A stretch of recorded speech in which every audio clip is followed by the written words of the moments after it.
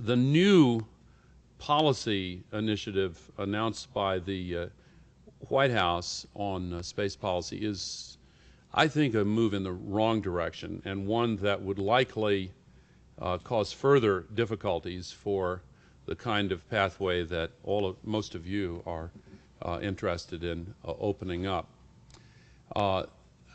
On Friday afternoon at 5 p.m., the Friday before the Columbus Day weekend, a brand new space policy was announced. And when you have a new policy announced after the television news deadlines on a Friday, and not just a weekend but a long weekend, when somebody goes to that much difficulty to pick that release date, there's something there that somebody wants hidden. And I didn't come here to make news on this point, and I know that I won't, because it's not the topic that you're discussing, and I may make a speech about it in another context later on. But I did want to mention it because this is such an informed expert gathering. I just wanted to flag it for you for special attention. I think it's a very serious mistake. Policy matters. Law matters. International law matters. And if one nation takes it upon itself to assert its own unilateral definition of what world law should be without respect to what the rest of the world thinks about it, that's usually a mistake.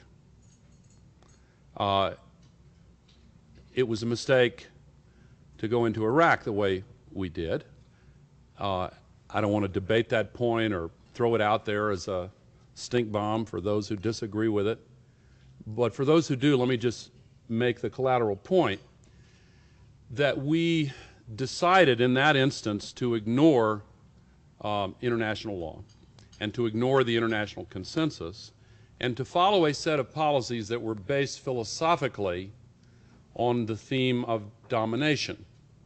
We are going to assert ourselves. We think this is important enough. We're going to do it. We're going to cross an international border and invade a country that has not attacked us.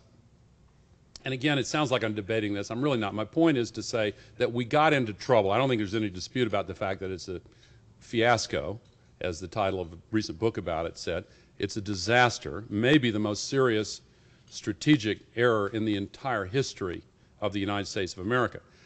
But the clear marker that we should have recognized right away that should have caused us to give a lot more careful attention to it was that we were proceeding without regard to the views of international law held by and felt by and expressed by other nations.